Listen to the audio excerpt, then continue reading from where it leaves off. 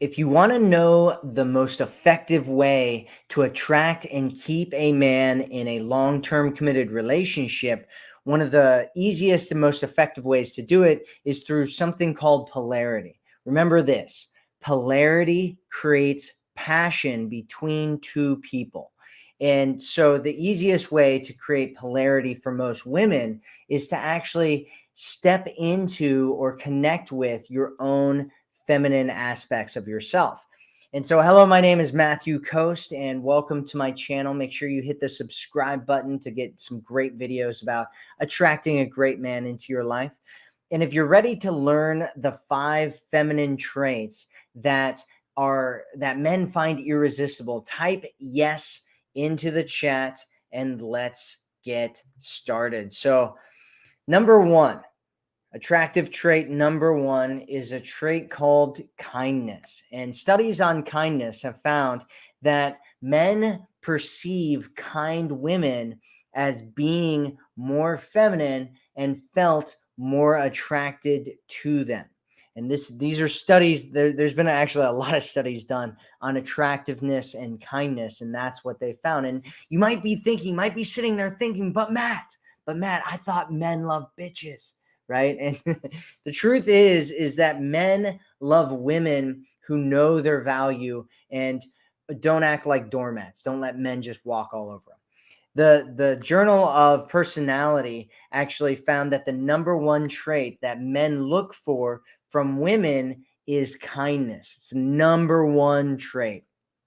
And they found this over all different cultures. They did these studies with women and men around all kinds of different cultures. In every single culture, the number one factor that men were looking for was kindness. If you're here with us, say hi and tell us where in the world you're watching this from in the chat. It's cool to see women from all over the world watching these live streams. All right, so number two is vulnerability. Vulnerability is what creates a deep connection between two people. But what vulnerability do I see most women struggling with as far as themselves and femininity and all that kind of stuff? These are the different ones. The first one is actually having a space for him to be there. We kind of live in this culture right now where women are like strong, independent women, right? And if you're one of those, that good on you, and a lot of women that are the strong, independent woman type, they come to me and they're like, oh, it's really difficult for me to get a man into my life. And usually what we find is that one of the reasons is because they don't really have a space for the man to be there, right? The guy doesn't feel like he's welcome in her life. And so she'll end up doing things like kind of pushing him away or just not really having a place for him to be there. Or when he's trying to help out or do something or be a part of kind of this shared connection and relationship, she kind of pushes him away and she's like, no, I can do it. I can do all these things myself. I'm capable myself. I don't need a man, all that kind of stuff. And so what you want to do is just start opening up a space for him to be there, because if he doesn't feel like there's a space for him to be there, he's far more likely to go somewhere else where he does feel like there's a space for him to be. And so what you can do is just open up your life. You can open up a space for him to be there. You can allow him to help you. You can allow him to invest in you. You can allow him to be a part of your life. The second part of this was actually being open to allowing him to help, which is something I was just talking about, which there's a whole bunch of different ways. There's kind of like this two different parts to it, right? Where there's like this one thing where a lot of women kind of get freaked out because they're like, I'm not a damsel in distress. I don't need his help, and that may be true. And at the same time, it's really powerful, especially from a man's standpoint, for him to feel like he's needed. And so if you give him places for him to be needed, it can be really, really powerful. And there's a whole bunch of different things that I talk about around this, like compliance, right? Asking a man to do things for you, and then he starts doing things, even if it's small, and working your way up, right? I call it the compliance ladder. And basically what it does is it makes a guy not only feel needed, but he starts getting used to investing in you and doing things for you. And down the line, if you're kind of cutting things off, if you do manage to get into a relationship with this guy, a lot of times women come to me after that and they're like, well, he's not doing anything. And I was like, yeah, but has he ever been doing anything? And the answer is no, because they've kind of been pushing him out of their lives from the very beginning. And so you don't want to be too much damsel in distress, because if you do that, what ends up happening is it can be really exhausting for most men. But at the same point, you still want to be able to allow him to do things, and you can even ask him to do things, and it can be really, really attractive to a lot of guys where they feel like, yes, I'm the man, I'm going to come in and do some things for this woman, it's going to be great, and he's going to feel all strong. You're going to be like, oh, you're so amazing, right? And he's like, yeah, I'm amazing, right? And it's attractive. It's really attractive to guys. I know it may sound petty or childish or primitive or whatever, and it is. It's very primitive, right? It's about his primal brain, and this is biology. These are things where he wants to be, the protector, the provider, that guy that he can be there for you, and you want to let him in and do that. And then the third place around vulnerability is actually talking about vulnerable topics, which can be a really challenging thing. I've also got another ladder here. It's called the vulnerability ladder, where you start out small, right? You talk about little things. A lot of times we'll talk about vulnerabilities, and women will go out there and they'll be like, all right, here's all my vulnerabilities. And they like take their big bag of like baggage, right? And they're like, just throwing it on the guy. And he's like, whoa, too much, right? And you don't want to do that. You want to start small and build it up over time. Number three is being in your body. So remember this: when you're in your head, the connection is dead. But if you're in your heart, the connection is smart. So what you want to do, think about it like masculine as being kind of like there being kind of this heady kind of component to it. And so you want to get out of your head and get into your body, right? Get into your emotions, get into your body, start feeling your body, start feeling yourself. And a lot of women do this in a whole bunch of different ways, right?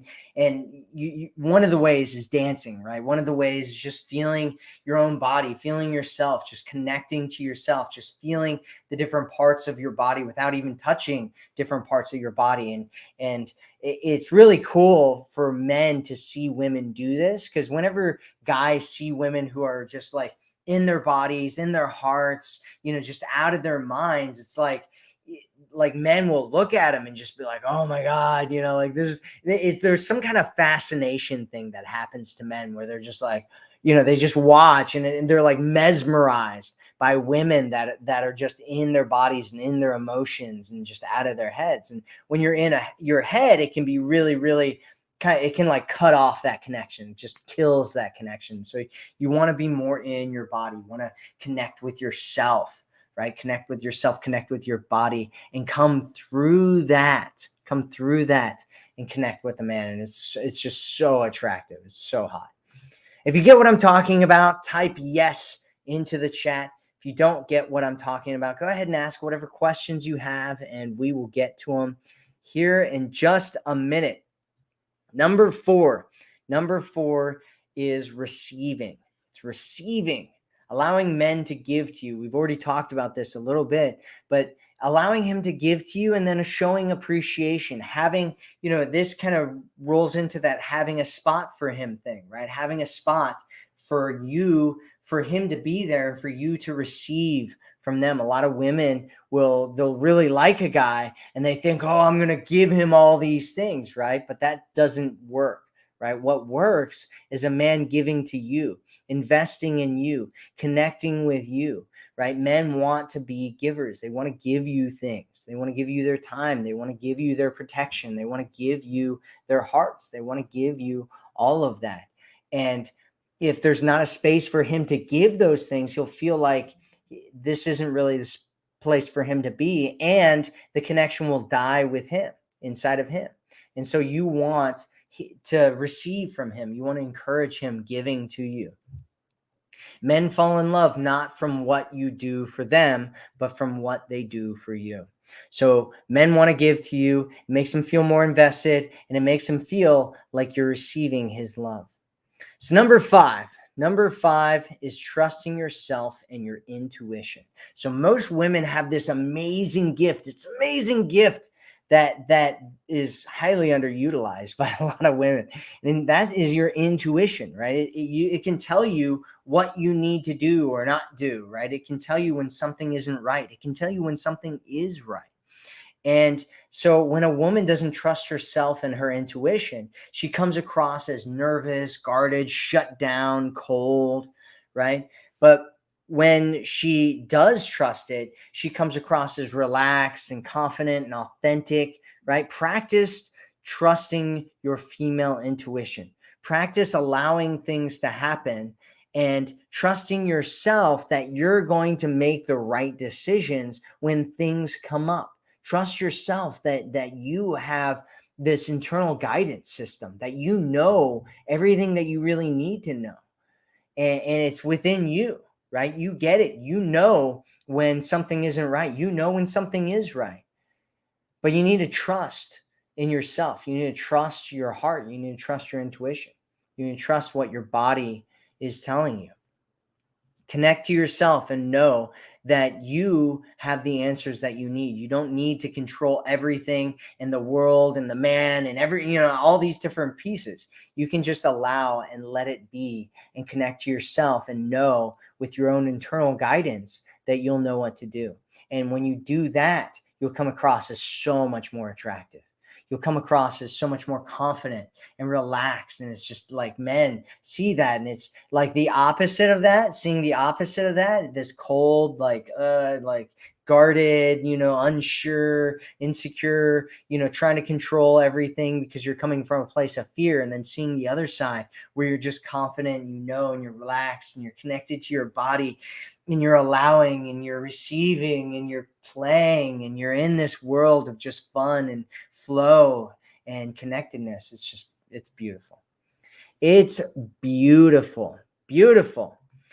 All right. So what questions do you have? I'm going to go over the 5 again. So number 1 is kindness. Number 2 is vulnerability. Number 3 is being in your body. Number 4 is receiving. And number 5 is trusting yourself and your intuition. So what questions do you have about your situation? We will get to them here right now. Lots of people saying hi from all over the world. What are some other things, right? What are some other feminine traits that that men find attractive? Type them into the chat. What feminine traits do you know that men find attractive, that men get excited about? What are they? Tell us in the chat. Tell us in the chat. Women from all over the world. So cool. Garanatus says, "What's up, man? What's up, Garanatus? How you doing? How you doing, girl? How you doing?" Yep. Leslie says, "Hi, man. I'm Leslie from Georgia. I love your videos." Well, thanks for being here, Leslie from Georgia. Leslie from Georgia. Mrs. Natalie says, "From Miami, Florida." I'm actually going to be in Miami in about 2 weeks. She says, "I got married last month. Thanks, Matt. I learned a lot from you and Helena." Well, congratulations. I'm proud of you, Mrs. Natalie. Good job. Congratulations. I wish you the best in your marriage. Great years to come and lots of love and connection and happiness. So good job. Congratulations. I'm proud of you. I'm proud of you. Joey says, "Yes, I did opening up," and he is opening up. Well, there you go. Lee, go first. Go first, principle of psychology. Open up and men will open up too. Definitely works.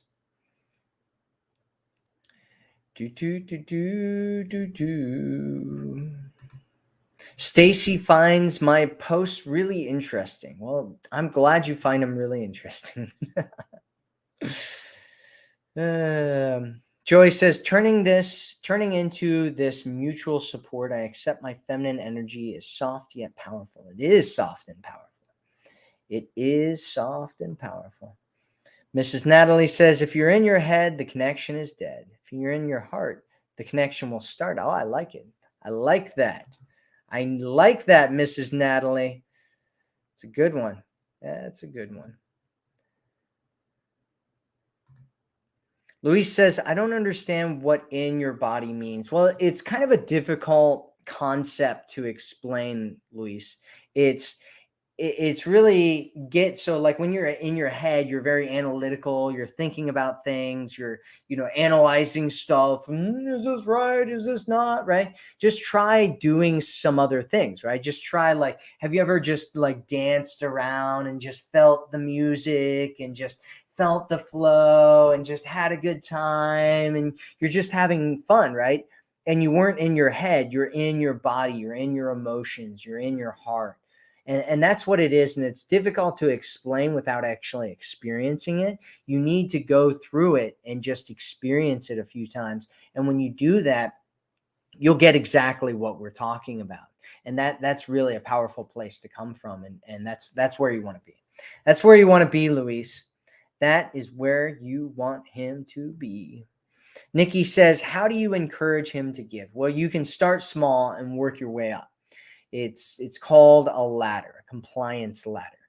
And so compliance itself specifically means getting him to do, like, seeing what he's willing to do, right? And you can start small, like, hey, can you grab my jacket for me? Can you open my door for me? Can you shut my door for me? Can you get that, whatever, right? Like, hey, can you bring some water with you when you come over, for our hike or whatever? I don't have any water, or whatever, right? You're starting small and you're just building it up. And the more that he does things for you, the more that he gives to you, the more that he does different things for you, the more that he'll feel like he's invested and that he really likes you, and he'll backwards rationalize, oh, I was doing all these things for her because I like her a lot, right? I wouldn't be doing all this stuff for her if I didn't really like her a lot.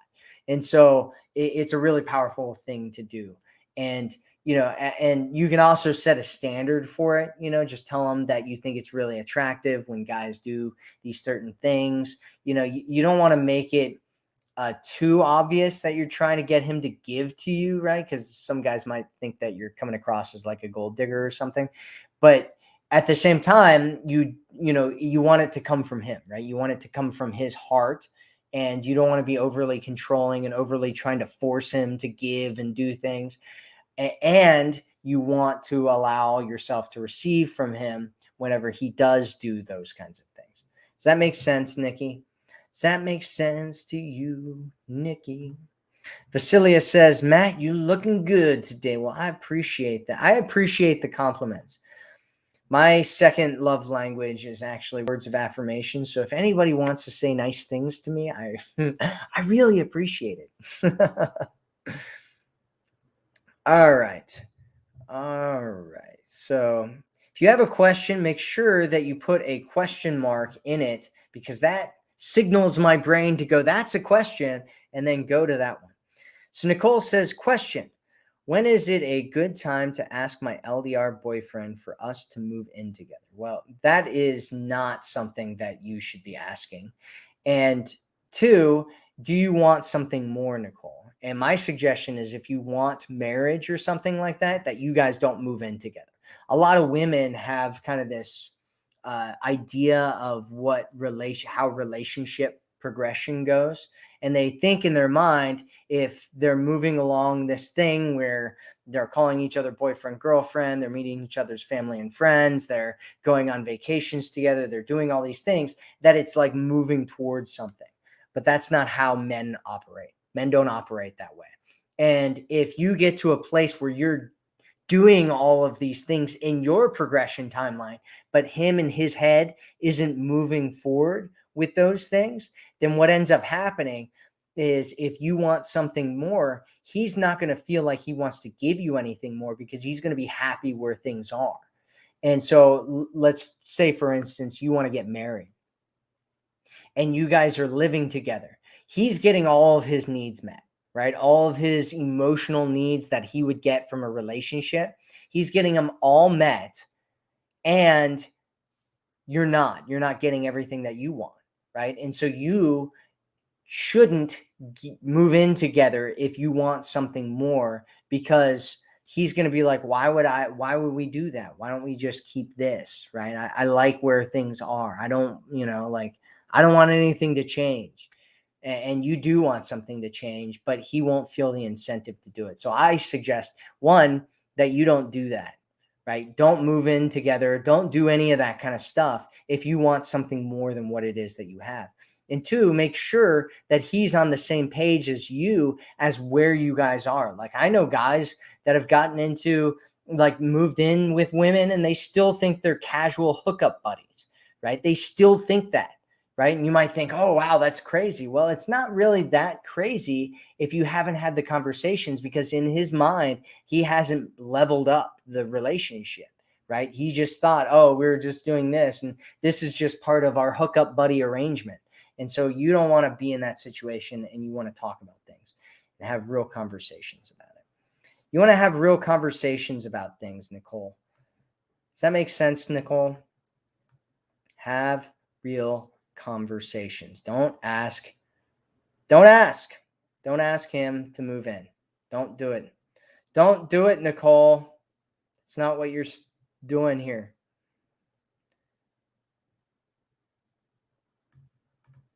Natalie says, what if you know something is right, but they aren't right?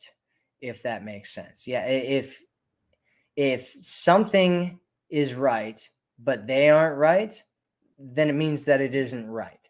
That's what it means, Natalie, right?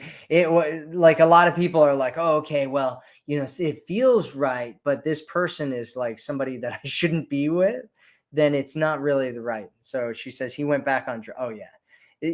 Like, if a guy's doing drugs and he's addicted to drugs and he has a drug addiction, that will come above everything else in his life. And everything will be about those drugs and being on those drugs. And, you will always take a back seat to his drug addiction. So my suggestion is that you get out of that situation completely. Tricia says, finally catch you live. It's 5 a.m. on a Monday here. Wow. Well, thanks for being here, Tricia. I appreciate it. Nikki says, Matt, of all the coaches out there, you are my very favorite because you are relatable and just very cool. Love you. Well, I love you too there, Nikki. High five. High fives. Thanks for being here. I appreciate the compliments. Thanks for telling me I'm relatable. I like that. I like that. Yep. All right. So what do we got? Anna is back, and she says, what about if a woman is sensitive and can be easily upset? Is that seen as feminine or whiny? Well, it's seen as insecure over time is what ends up usually happening. I dated a woman who was upset all the time with me. In fact, every time we talked, she was upset. Every single time. She was always upset about something. There's always something that she was upset about, right? I think we ended up dating for a whole of like a month or something like that.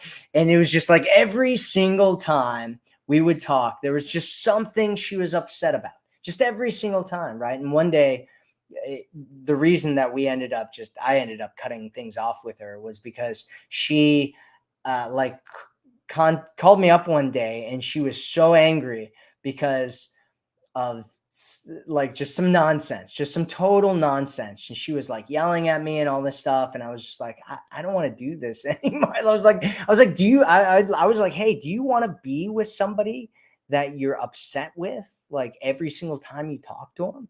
And she was like, well, no, but don't you see that it's part of what? And I'm like, no, I get it. I have issues. Everybody's got issues. But this is the first time I've ever dated somebody where they were upset all the time, right? I'm like, why would I want to be a part of that? And why would you want to be a part of that? was like, it's not healthy, right? And we ended up having this weird thing that happened. I ended up breaking up with her. She like followed me back to my apartment and like stood in the stairwell and was like texting me like, come talk to me, and so I came out there and talked to her, and she ended up convincing me to let her back into my apartment. And then the next day we woke up and she was upset again, right?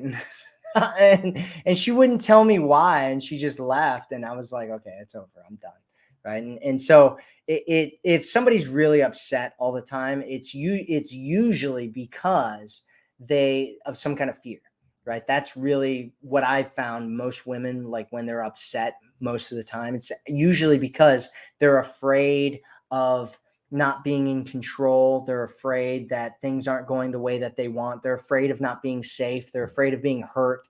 They're afraid of not being enough. And so they use being upset to try to control situations, because what they found is that when they get upset, people start paying attention and doing what it is that they tell them to do. And so they'll get upset and be like, oh, and do all these different things. And it's just, for guys, it's exhausting, right? It's like, why would I want to do this? And I'm guessing for some guys it works, right? When they do that, it works. And the guy, is constantly like, oh, I gotta do all these things for her, right? But it's like long term, it's painful. And so you have choice. You have a choice as to whether you get upset or not, right? Between the stimulus, the thing that happens, and you getting upset, there's a space. And in that space, there's interpretations, there's a choice of how you're going to respond to whatever happened. And if you choose to allow yourself to continue to get upset every single time, that's the world controlling you. It's the world, other people, things, whatever's going on around you is controlling you. And it's not healthy. It's not a healthy way to be. It's not, usually it's an indicator that something deeper is going on within you. It's a great question, Anna.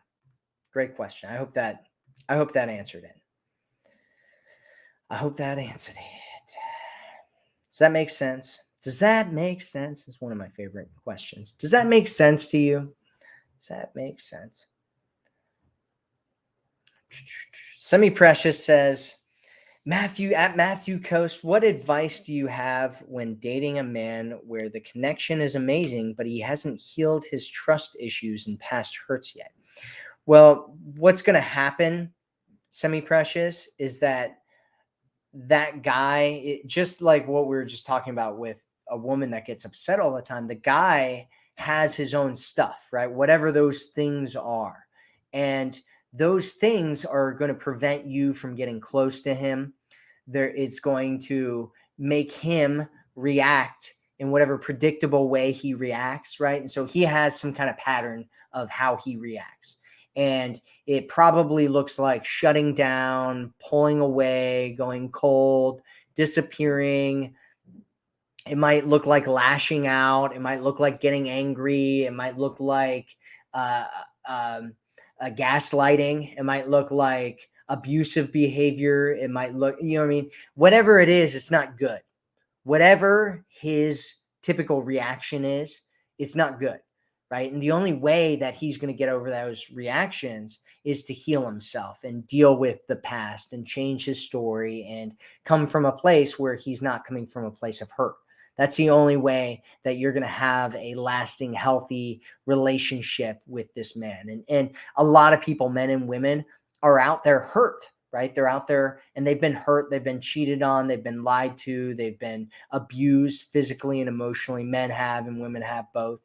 And so they just go around and then they hurt other people because they're coming from a place of hurt, and they've got these walls up and they've got these instant reactions that they do and all that kind of stuff. And it's not helpful to anybody. It just really hurts other people. And so it's better to avoid those people and just say, hey, when you get it together, let me know. And if I'm still single, we can talk about it and date each other, but where they are right now, if they're still in a place of hurt, I mean, everybody has their own pains and stuff from the past, right?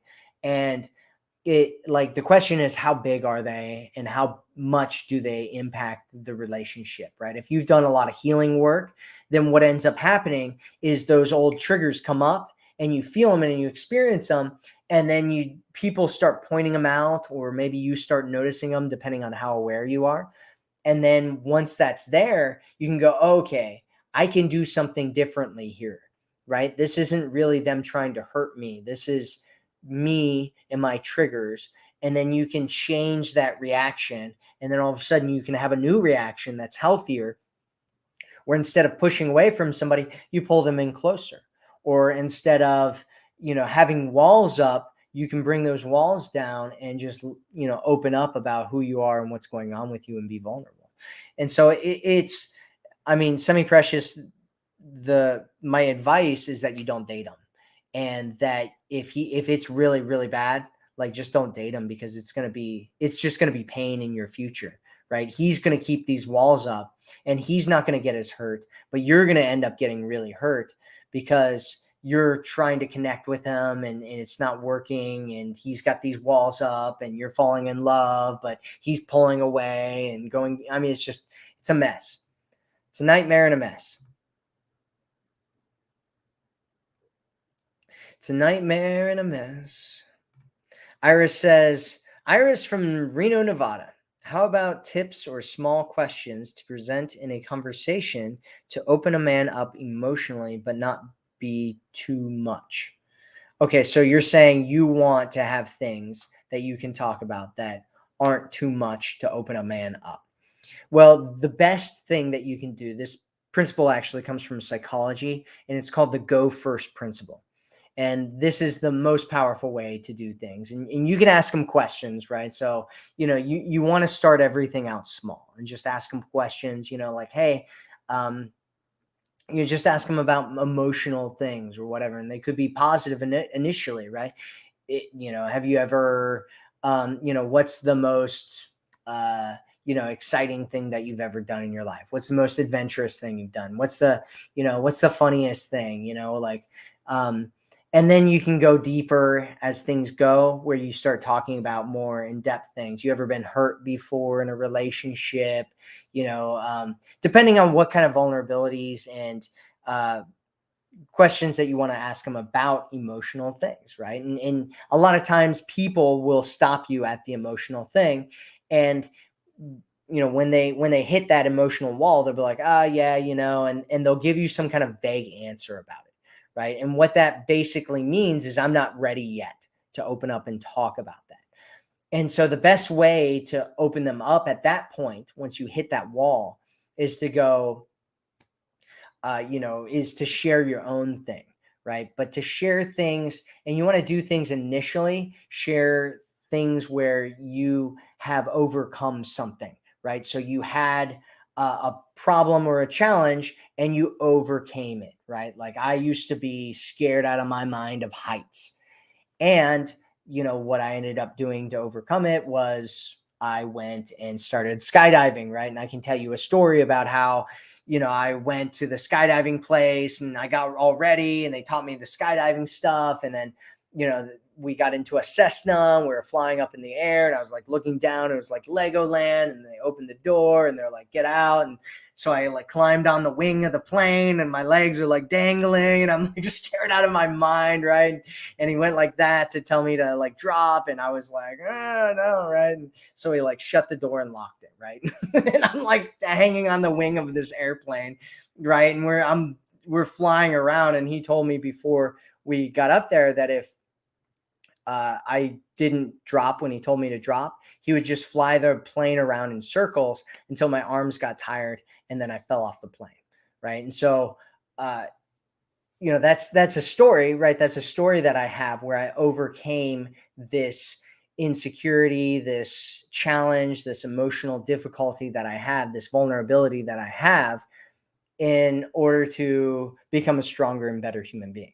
right? And those are like the stories that you initially want to tell, things like that. It doesn't have to be as dramatic as what I just told you, but if you have some stories about where you overcame something and it was challenging, it was difficult, and you're afraid, but now it's something that you can do, like public speaking, or who knows what is, dancing or cooking or whatever, right? You can tell those stories, and those are vulnerable, emotionally charged stories that make somebody feel like they're getting to know you better, and you're going first, and then he gets to go after that, and he'll feel a lot more like he's willing to tell you those things, and he might not be ready yet, right? And maybe you have to tell more stories for him to be ready, and but that's kind of how you do it, right? That's how you usually do it around somebody who's like scared to open up and share things that are emotionally vulnerable.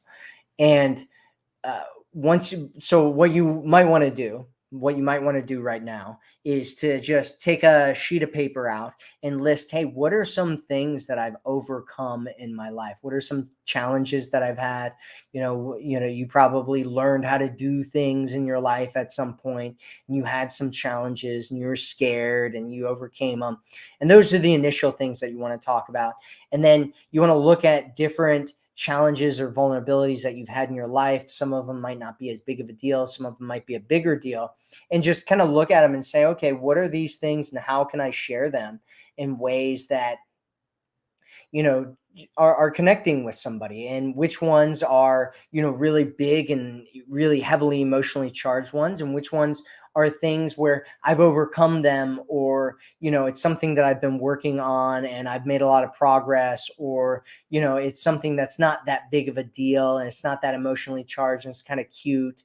And what are some ones that are really heavily emotionally charged, and maybe I shouldn't be sharing those with somebody that's not really opening up and connecting with me. And so that's kind of the way that you want to look at it. And you want to look at it like a ladder, right? And these different rungs on the ladder where you're going up and moving up into more emotionally charged kind of conversations that you're having. I know I kind of ran off on a tangent there, Iris, but that was a good question. And I hope that helps. I hope that helps. I hope that helps. Kelly says, I'm afraid that if we move in together, it will spoil what we have as both independent, but can you have a close relationship without living together ever? Yes, you can have a close relationship without living together, and it's absolutely not necessary. And if you're looking for something more later, don't do it. If you're looking to get married at some point, don't move in together. Stop. I don't know why so many women want to move in with men, right? It's like it's not in your best interest. I mean, there might be some things, right? You're sharing expenses and all that kind of stuff that can be helpful and practical from a practical standpoint. But from a standpoint of you wanting things to move forward, don't do it. If you want to get married, don't move in with a guy where you don't have a ring. Just don't do it. Don't do it. Don't do it. Miss Young says, you look so handsome with the red shirt. Well, thank you. I appreciate that. I appreciate that.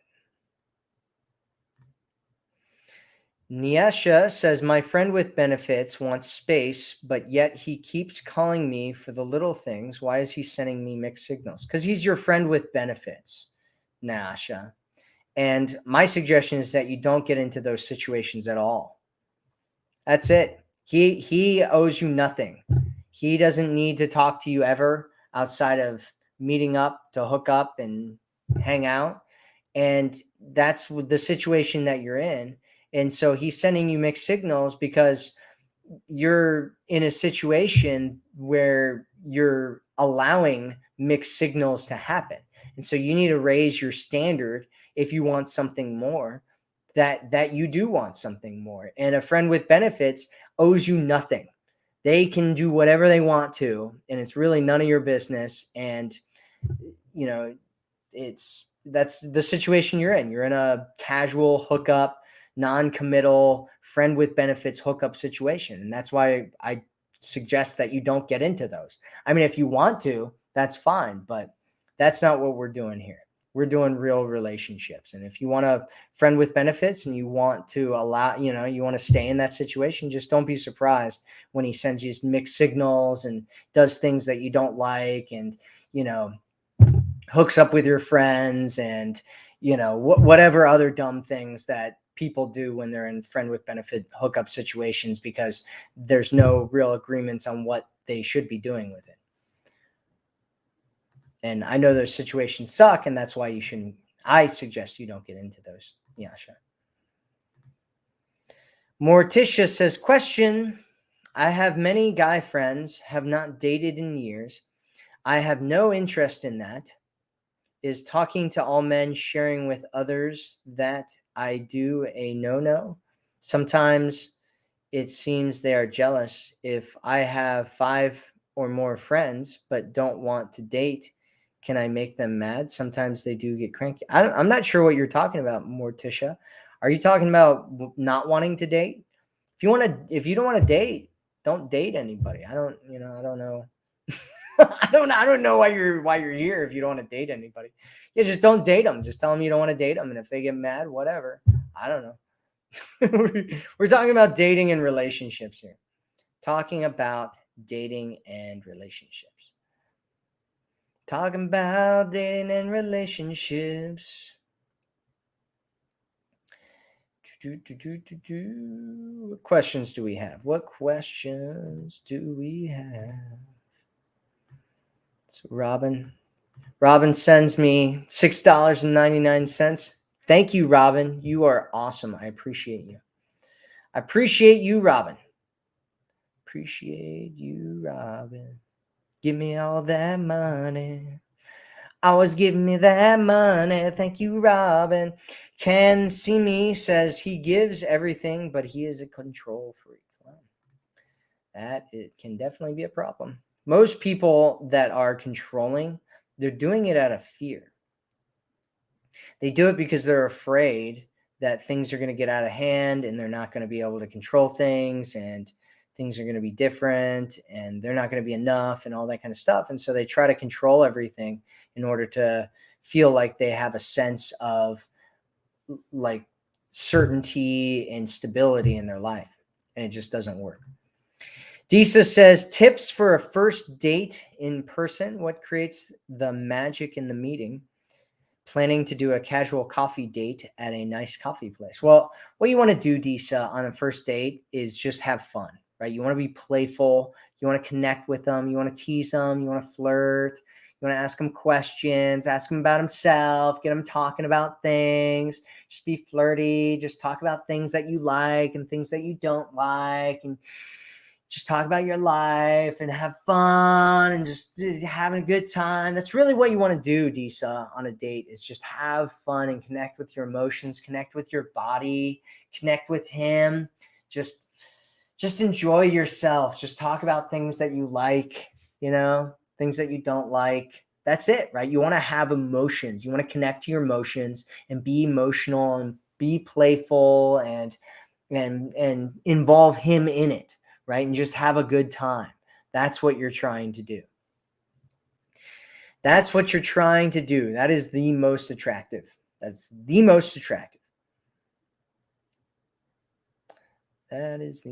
attractive thing that you can do, Disa. Lisa says, how guarded should I be about my past relationship issues on a first date? I found it may scare a man away, but it might also be used against me later that I wasn't honest from the start. Well, you want to ask yourself what that means, right? So what are you not being honest about? Like, what are your issues that you have? First date really isn't the place to talk about any of those things. If he wants to, and if he leads the direction of the conversation into that, you can talk about things. You don't want to be guarded about it, but at the same time, it's like, it's really none of his business unless there's something specific that really is his business, right? So if you're just on a first date, you're just getting to know each other. You're just seeing if there's a connection there. You don't need to vomit out all your baggage and all the things that are going on with you in your life and all the problems you have, and how your dog has one eye, and you found him in a dumpster and all that kind of stuff. I mean, that might actually be a cute story, but you don't want to talk about all why are you talking about all your issues on a first date? Right? You're just getting to know each other. You're seeing if there's a connection there. Do you guys want to date each other? It doesn't need to be serious. It doesn't need to be super deep and into all the things that are going on in your life. I mean, if that's the kind of conversations that you guys like to have, like for instance, I like to have deep conversations. I love deep conversations with anybody, right? So if I'm hanging out somewhere and somebody comes in and they want to start talking about some deep stuff, I'm like, let's do it. I'm all in. That's probably not going to create a lot of attraction with somebody, though. What will create attraction with somebody is polarity. And that's what you're looking for is there polarity? Is there a spark? Is there a passion? Is there a connection there? That's what you're looking for. You're not looking to vomit out all your issues and all your baggage and whatever else is going on. Elsa also sent me $10. Thank you so much, Elsa. I appreciate you. High fives to you. You are awesome. Thank you for being here. Thank you for being here.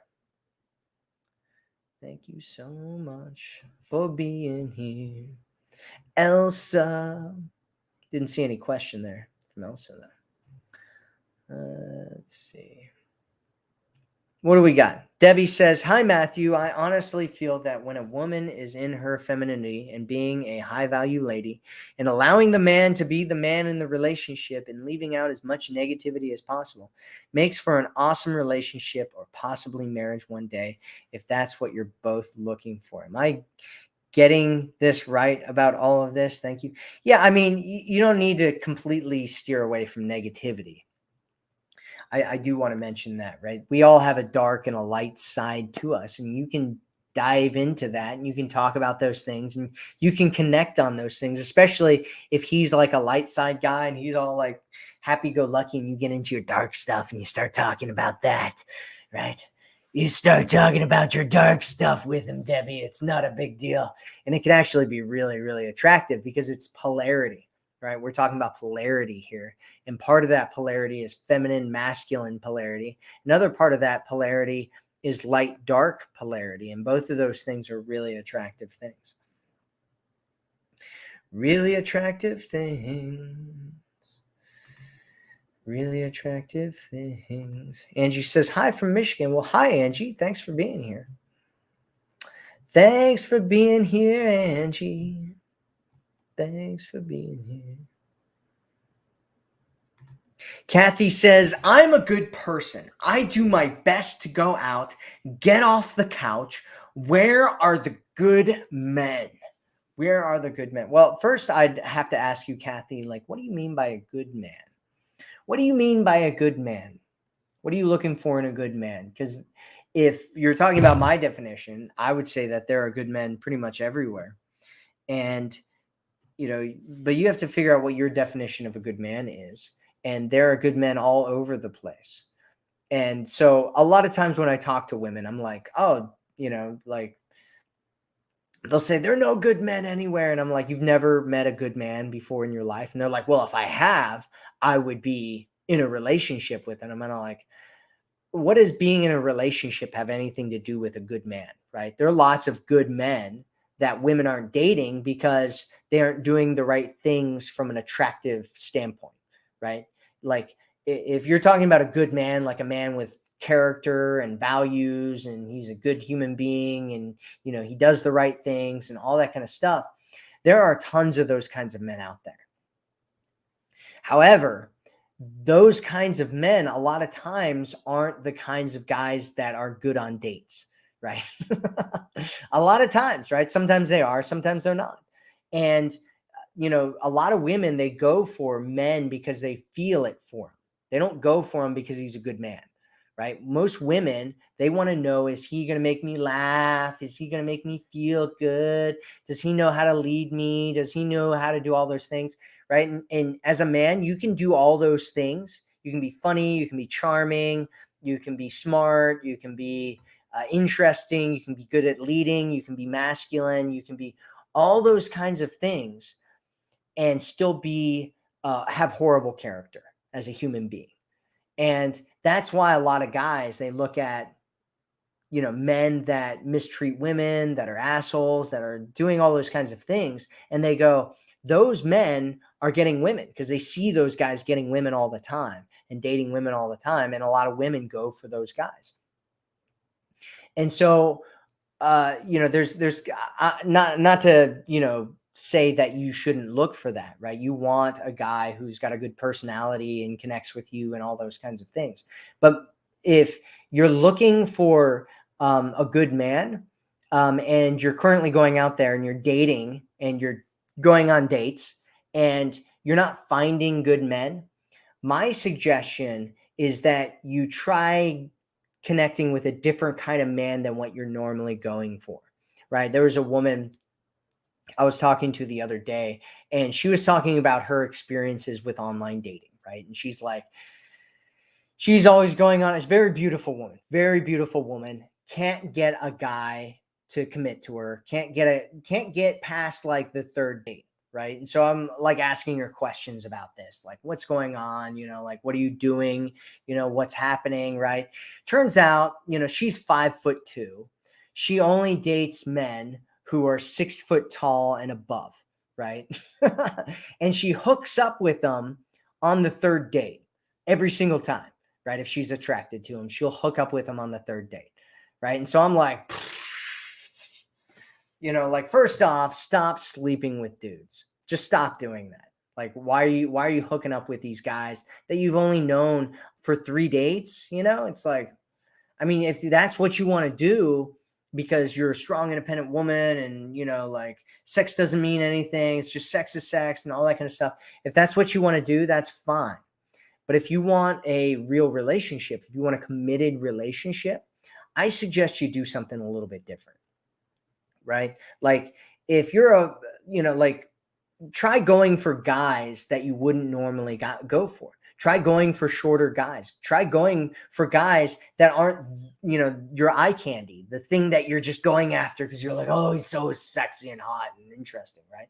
Try going for guys who seem a little bit more dull or a little bit more boring, right? Because we're kind of in this culture at this point where the marketplace, the dating marketplace has opened up so much that there's a lot of men out there who are just having more sex with more women than you could possibly imagine, right? And that's because they are the most attractive men, from not just from a physical standpoint, but also from like an emotional standpoint, right? They know how to push your buttons. They know how to connect with you the right way. They know how to do all these things, right? And they're players because they know how to do all those things, because most women like men who understand women, right? And the way that you understand women, you know how to connect with women, you knew how to do all these things as a man, is if you've been around and dated and connected with a lot of women in this way, which means that the most attractive guys are usually players because they know how to do all those things. They know how to talk to you. They know how to make you feel certain things. And so if you're going out with all these guys and, you constantly are attracted to guys that aren't good men, or, guys aren't doing what you want them to do, or you end up in the same situation over and over and over again, there's 2 places that you want to look at.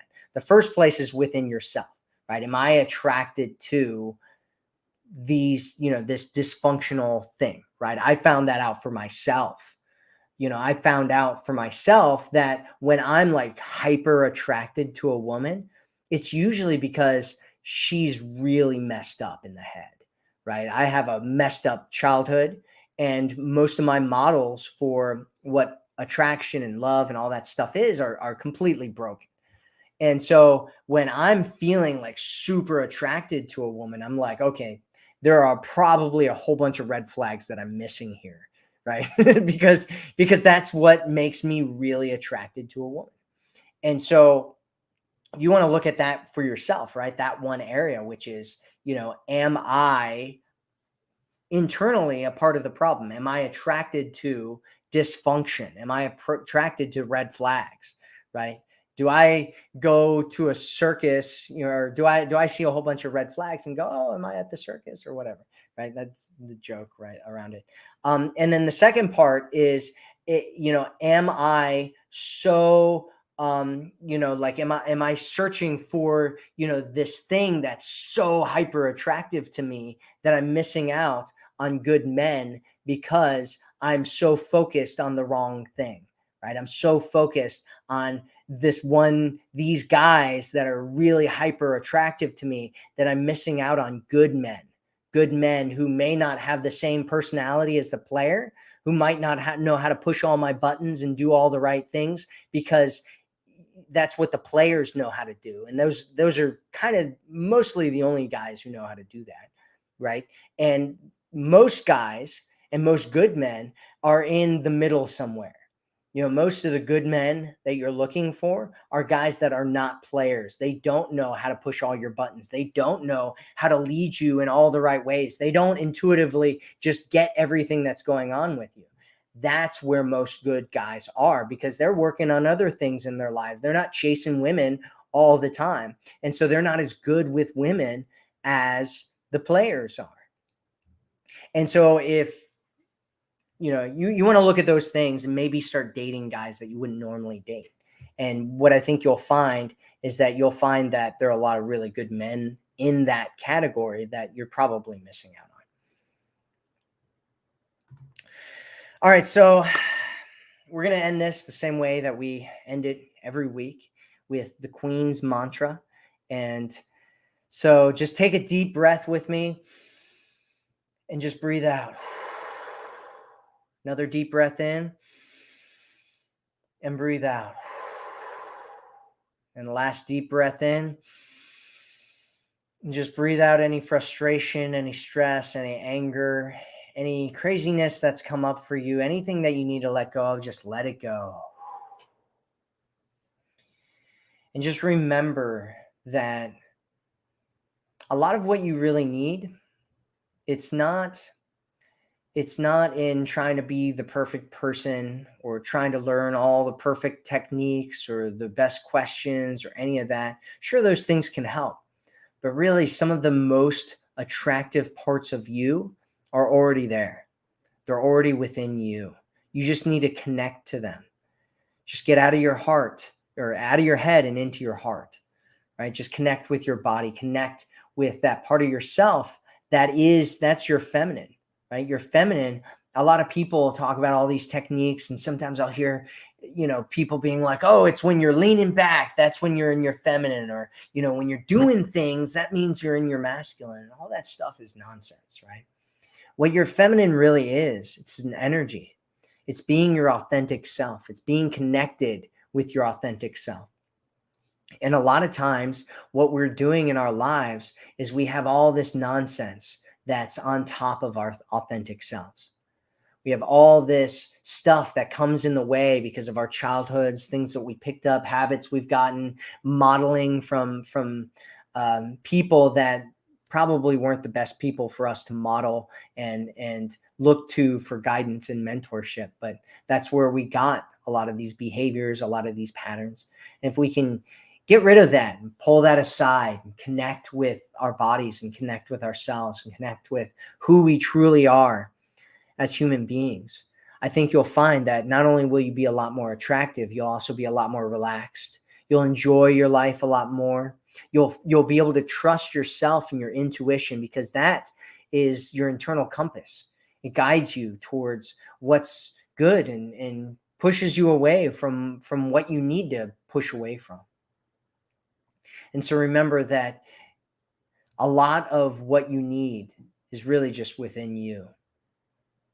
And all the searching that you're doing for something outside of yourself, a lot of that can be found within your own heart, within your own soul, within trusting who you are, within connecting with yourself, within owning yourself. And so we're going to do the Queen's mantra like we do it every time. Remember, we're saying it 3 times every time that we say it. Are you ready? You ready? Here we go. I am valuable. I am worthy. I deserve to be cherished. I am valuable. I am worthy. I deserve to be cherished. I am valuable. I am worthy, and I deserve to be cherished. And remember, leaving here, that you are valuable, that you are worthy, that you do deserve to be cherished, that you have a divine light within you.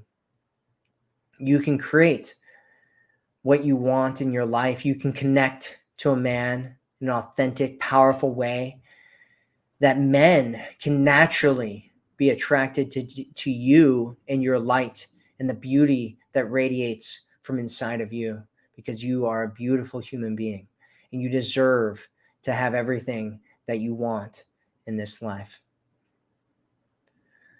So with that, we will end this session. Thanks for being here today. And always remember, you are worth it. Have a good day, good night, good evening, wherever you are in the world, and I will speak